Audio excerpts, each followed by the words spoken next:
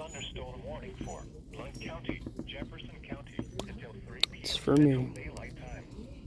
At 1:46 p.m. Central Daylight Time, severe thunderstorms were located along a line extending from Addison to Jasper to Oakman to near Bidding Creek Landing, moving east at 65 miles per hour. Hazard, 70 miles per hour with gusts and penny-sized hail. Source, radar indicated. Impact, expect considerable tree damage.